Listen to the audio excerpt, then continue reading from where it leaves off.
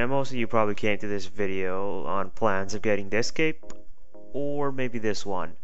If you plan to get this cape, this isn't gonna work, so go find another guide on ranged.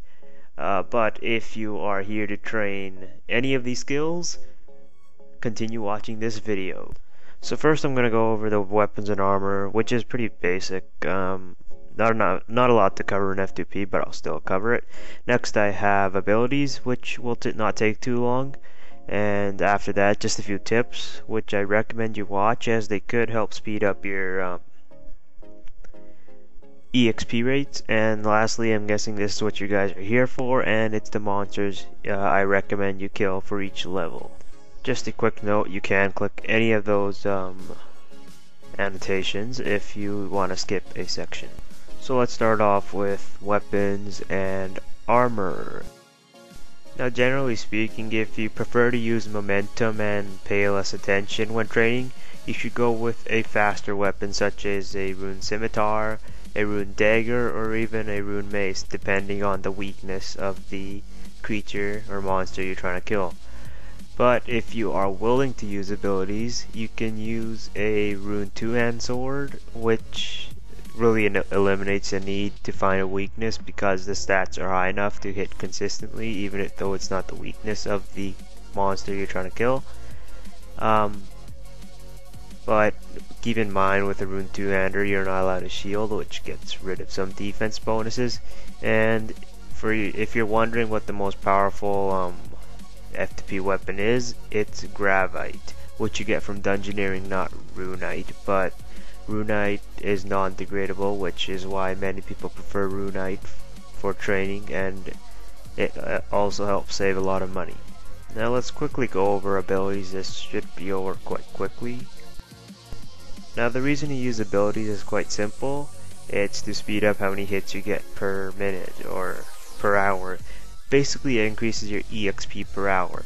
Now for F2P there's only about 10 abilities in the attack and strength categories, I guess you could call them, and you just want to drag all of them to your action bar and assign appropriate keys for whichever ones you find suit you best.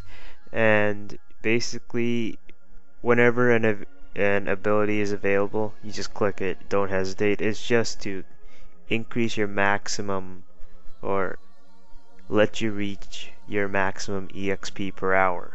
And that pretty much sums up abilities. So the main reason is to increase the amount of hits you get. Now you can use defense abilities, but I don't recommend, since you're trying to get the most damage and not protecting yourself. Nobody cares about if your Runescape character dies, since you probably have like 4 minutes, which is more than enough to get your items from your gravestone. But yeah, that's why I recommend you only use attack and strength abilities. Now let's go over tips. Hopefully this will be a short topic, and we'll go on to monsters after that. So these are just 3 tips I have, and the first one is to use swordfish or lobsters for food.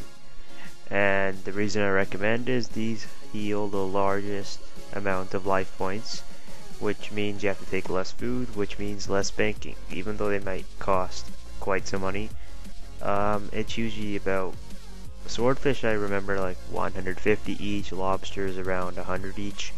It might change, but that's how much they were the last time I checked. Next we have using strength potions are recommended. Now most people may not know that strength potions are for F2P. Strength potions, not super strengths, and these are really useful at lower levels. They are really useful. At high levels they still help. And third tip, right, I recommend is using the rejuvenate ability, which requires 52 defense, and you need to equip a shield. So what I recommend is whenever I go training, I always bring a rune two-hand sword, a rune scimitar, and a rune shield. So usually when I'm attacking, I just use my two-hand sword and abilities, but when I need to heal, I switch to my sword and my shield, and then I just use the rejuvenate ability. And I just have usually like 4 swordfishes in my inventory. The rest are just strength potions, and that's how I usually train.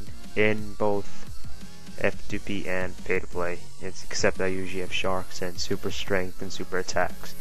But since this guide is F2P, I won't get into any detail with that, and that is pretty much what tips I recommend for you people.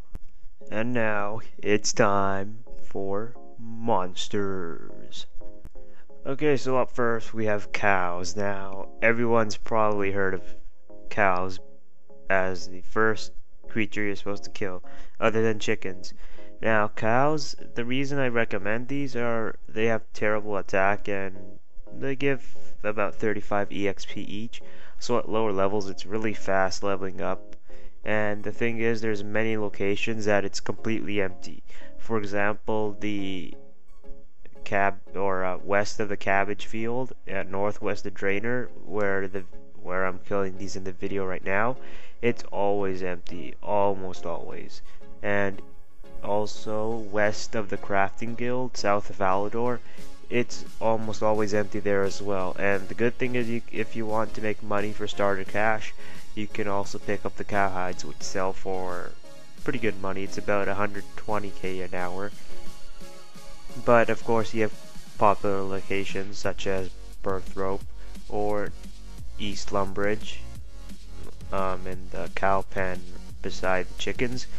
And cows, again, if you have like low defense, just stick with a shield, otherwise use a two-hander.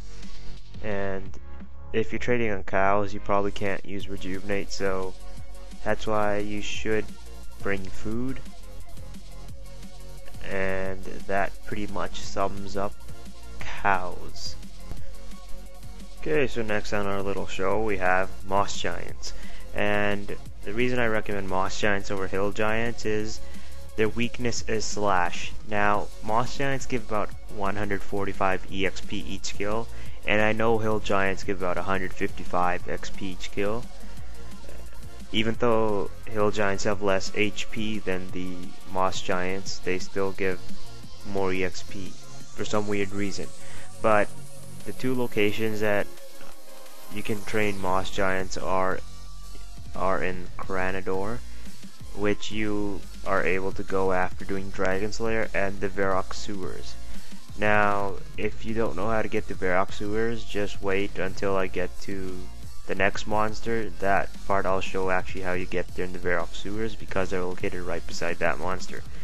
And the moss giants, again, their weakness is slash. If you have low defense, go ahead and bring a shield. Otherwise, stick with a two-hander, since a rune two-hander uses a slash attack, and the weakness of a moss giant is slash. And I mean, at my level, yeah, I'm killing them really quick, but at lower levels, I think it's about like 35,000 EXP an hour. That's just my estimates. I mean, I think I average around 60,000 an hour on this. But that's pretty much moss giants. Now, moving on to the next one. Okay, so lastly we have the deadly red spiders, and these are awesome EXP. They drop an amazing about a 450 EXP for each kill, which is by far the best. The only thing I think comparable with deadly red spiders on pay to play are hellhounds. But hellhounds are in the wilderness, that's why I don't really recommend training there, and that's why I will not include those in this guide. So right here I'm showing you how you get there, and you can just follow along. I think the video is slow enough for you to follow along. And right beside the red spiders there are 4 moss giants, which is what I talked about in the previous clip. And the weakness of these spiders is crush, so ideally you would use a rune mace, but if you have like high levels, somewhat high levels, like at least 80, you're fine with a rune two-hander, since you get the most EXP and of course using abilities. And if you can see my inventory, I just have strength potions basically, and a bunch of swordfish just in case of an emergency, but usually when I'm here I use a shield to heal myself using the, I forgot what that ability was called. yeah, whatever that is. I use that regenerate. I can't believe I forgot it. But I use that ability to heal myself, and that pretty much brings an end to this guide. So if you found this helpful, make sure you like it.